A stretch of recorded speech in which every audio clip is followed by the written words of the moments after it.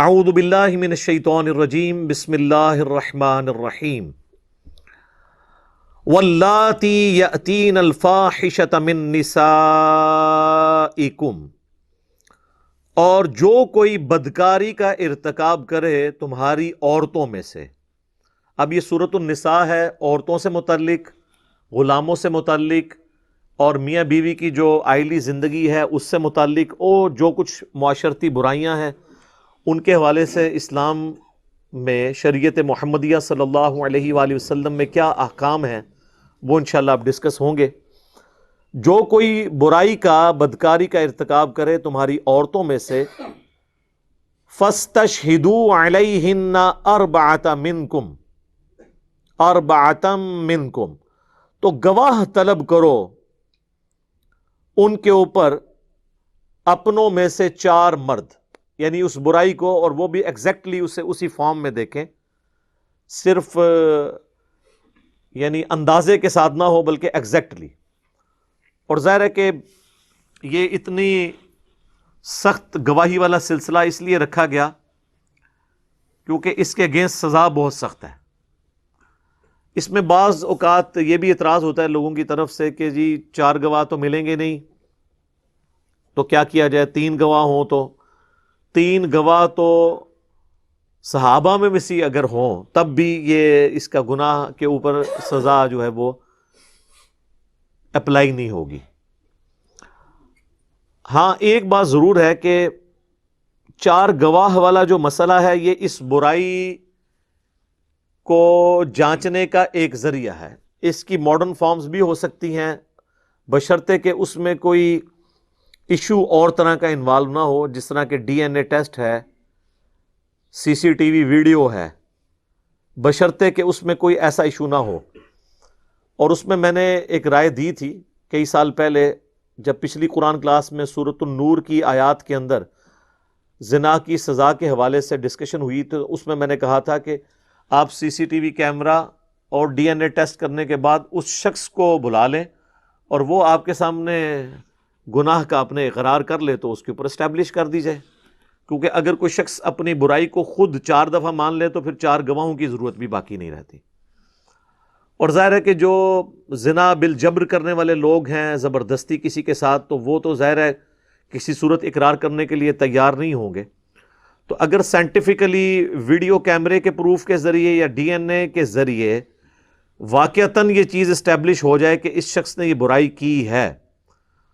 تو اس میں کوئی حرج نہیں ہے کہ اس کے اوپر کوئی حد نافذ کی جائے۔ اور یہ اسلامی سزاؤں کو بدلنا نہیں ہے، اسلامی سزا تو اپنی جگہ موجود ہے، اسلامی سزا تک پہنچنے کا ذریعہ آج کے ماڈرن دور میں کوئی بھی ہو سکتا ہے۔ مثلا اگر یہاں سے کوئی ہوائی جہاز پہ حج کرنے جاتا ہے تو حج تو نہیں اس نے بدل دیا، وہاں تو اس نے وہی ارکان ادا کرنے ہیں، صرف وہاں تک پہنچنے کا ذریعہ ہے۔ اسی طریقے سے زنا کو اسٹیبلش کرنے کے لیے یا بدکاری والے معاملے کو اسٹیبلش کرنے کے لیے اگر کوئی سی سی ٹی وی کیمرے کا سہارا لیتا ہے یا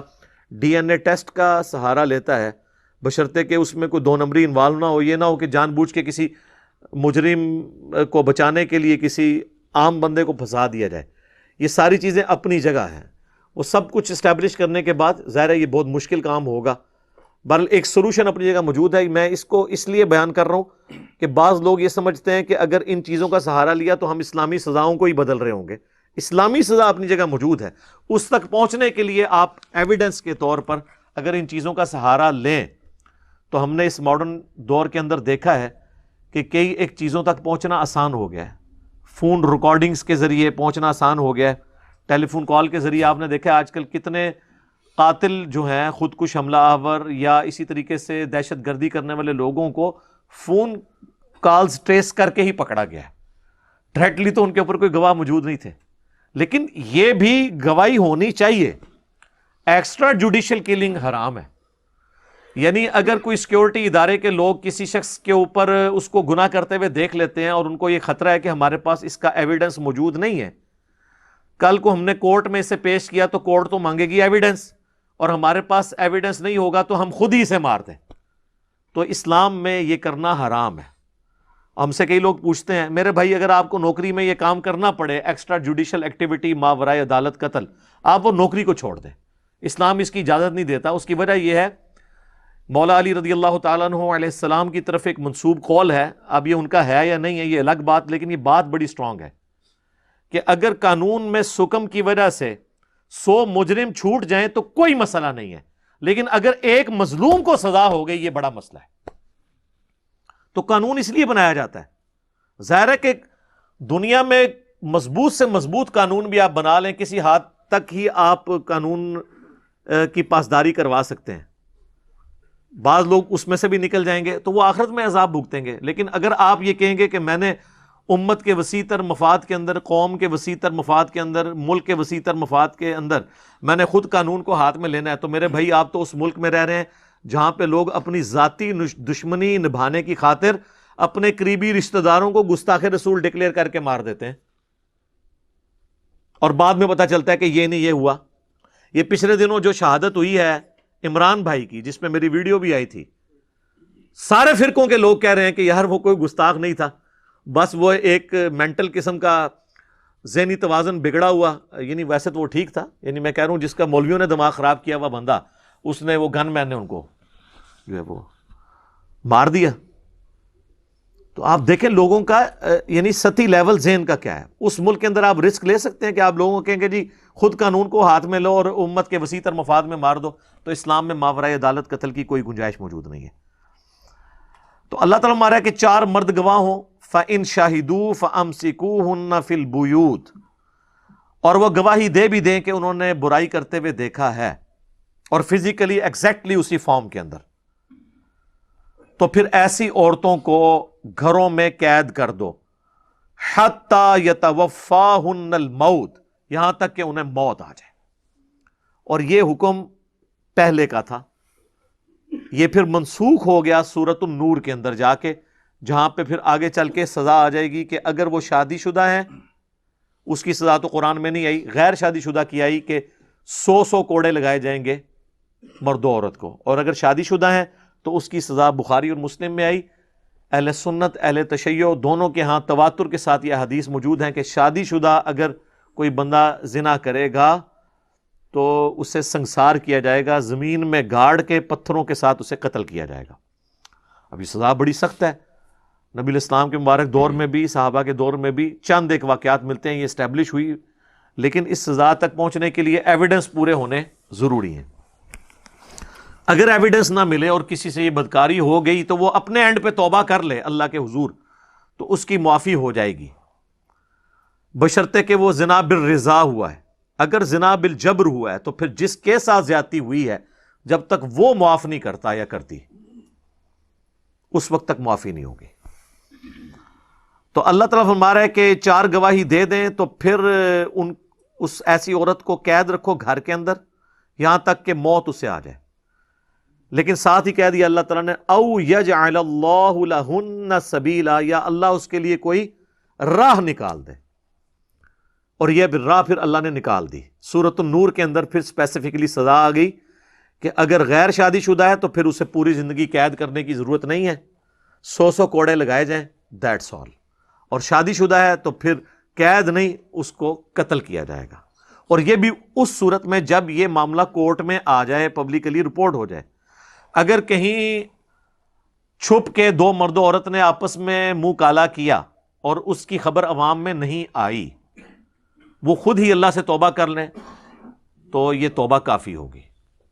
بشرطے کہ وہ بالرضا ہوا۔ لیکن اگر کسی شخص نے کسی کے ساتھ جبرن زیادتی کی ہے تو اس سے جا کے علیحدہ میں اس سے معافی مانگی جائے۔ لیکن ونس مسئلہ کورٹ میں آ جائے گا تو کورٹ میں پھر معافی نہیں ہوگی، پھر حد قائم ہوگی، کیونکہ وہ پبلکلی واقعہ رپورٹ ہو گیا، تو اس میں پھر جج کا بھی اختیار نہیں ہے، نہ مظلوم کا اختیار ہے کہ وہ ظالم کو معاف کر سکے، کہ اس کے اوپر پھر حد جاری ہوگی اس اسپیسیفکلی کیس کے اندر، ورنہ تو ڈیٹرنس نہیں رہے گی۔ تو اسلامی سزاؤں کو سخت اس لیے اتنا رکھا گیا کہ سزا ایک کو ہو اور لاکھوں کے لیے ڈیٹرنس ہو جائے اور وہ اس برائی سے بچ جائیں۔ مجھے بتائیں یہ جو لوگ اس طرح کی بدکاری کرتے ہیں،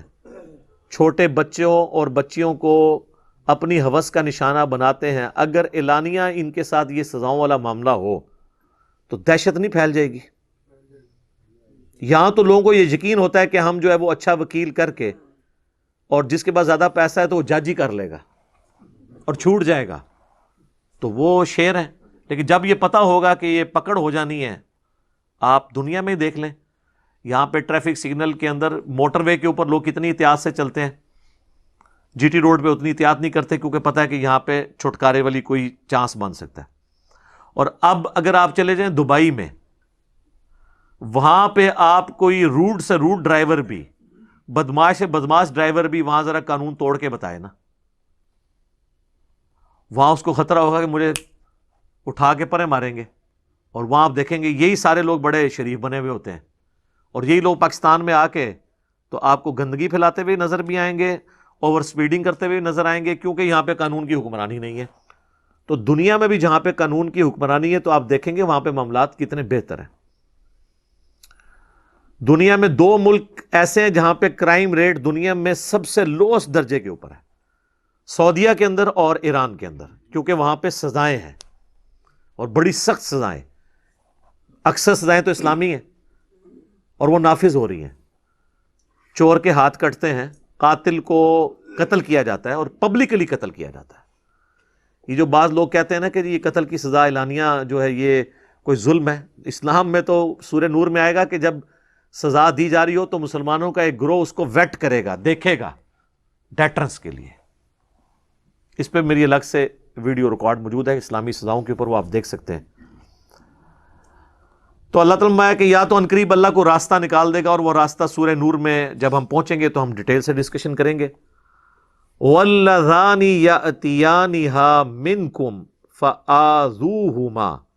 اور جو کوئی مرد و عورت بدکاری کر بیٹھے تم میں سے تو انہیں اذیت دو۔ فَإِن تَابَا، پھر وہ توبہ کر لیں، وَأَصْلَحَا، اور اپنی اصلاح کر لیں، فَأَعْرِضُوا عَنْهُمَا، پھر تم انہیں ان کے حال پہ چھوڑ دو۔ یہ نہیں ہے کہ اب ان کو پوری زندگی اس چیز کا آپ نے جو ہے وہ میڑا مارتے رہنا کہ تو ہے کیتا سی، نہیں، پھر ان کو چھوڑ دو۔ اب یہ جو آیت ہے نا، اس آیت کے بارے میں مفسرین کی 2 رائے ہیں۔ بعض کے نزدیک یہ آیت بھی منسوخ ہے 100 کروڑوں کی سزا سے، بعض کے نزدیک یہ ہے کہ اس کے اندر امپلائیڈ ہے کہ سزا وہ دی جائے گی جو بعد میں اللہ تعالیٰ بیان کرے گا۔ بہرحال جو اس سے پچھلی آیت 15 نمبر ہے اس کے بارے میں اجماع ہے کہ وہ آیت منسوخ ہے۔ اچھا، منسوخ کوئی قرآن کی توہین نہیں ہو رہی ہوتی۔ منسوخ کا مطلب ہے کہ اس کے بعد اللہ نے نیا حکم نازل کیا اور وہ والا حکم اسی ٹائم پیریڈ کے لیے تھا،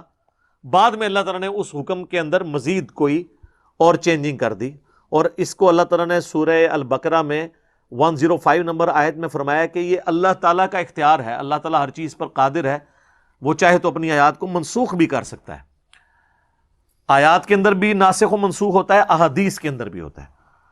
قرآن کے اندر 5 صرف آیات ہیں ایسی جو منسوخ ہوئی ہیں۔ منسوخ کا مطلب یہ کہ کچھ عرصے کے لیے وہ حکم تھا، پھر اس کے بعد اور حکم آ گیا۔ ان میں سے پچھلی دفعہ ہم 2 آیات پڑھ چکے، سورہ نساء کی آیت نمبر 11 اور 12، جن کے اندر اللہ تعالیٰ نے وراثت کو تقسیم کرنے کا حکم فرمایا تھا، اور ان آیات نے منسوخ کیا تھا سورۃ البقرہ کی آیت نمبر 181 اور 182 کو، جن میں آیا تھا کہ مرنے سے پہلے ہر بندے نے وصیت کرنی ہے کہ میرے مرنے کے بعد میرے ماں باپ کو اتنا ملے، میرے بیوی بچوں کو اتنا ملے، لیکن اللہ تعالیٰ نے ان آیات کو بعد میں منسوخ کر کے کہہ دیا کہ اب میں نے خود حصہ مقرر کر دیا۔ یہاں پہ بھی یہ آیت نمبر سورۃ النساء کی 15 منسوخ ہے، کیونکہ اس میں اللہ نے فرمایا کہ ایسی عورت کو قید کر دو، یہاں اللہ تعالیٰ اس کے لیے کوئی ایسی راہ نکال دے گا، اور وہ راہ کیا نکالی کہ 100 کروڑوں کی سزا آ گئی اور رجم کی سزا آ گئی شادی شدہ کے لیے۔ ان اللہ کان توابا رحیما، بے شک اللہ تعالیٰ توبہ قبول کرنے والا اور رحم فرمانے والا ہے۔ تو اللہ تعالیٰ اگر توبہ قبول کرتا ہے، رحم فرماتا ہے، تو تم لوگ بھی درگزر کیا کرو۔ اگر کسی کے بارے میں کوئی ایسا مسئلہ ہے تو اب اس کے ساتھ پوری زندگی کے لیے دومنا ساتھ لگا دو کہ اس نے پہلے وقت میں یہ کیا تھا، ورنہ تو آپ دیکھیں کئی اصحاب ہیں جنہوں نے اسلام قبول کرنے سے پہلے اسلام کو بہت نقصان پہنچایا تھا، لیکن بعد میں اللہ تعالیٰ ان کی توبہ قبول کر لی، معاملہ ختم ہو گیا۔ باقی یہ بات ضرور ہے کہ جو لوگ سابقون الاولون ہیں ان کے مرتبے کو تو وہ لوگ نہیں پہنچ سکتے جنہوں نے شروع کے اندر اسلام قبول کیا۔ تو یہ تو دنیا میں بھی قانون ہے کہ جو بازی لے گئے وہ لے گئے۔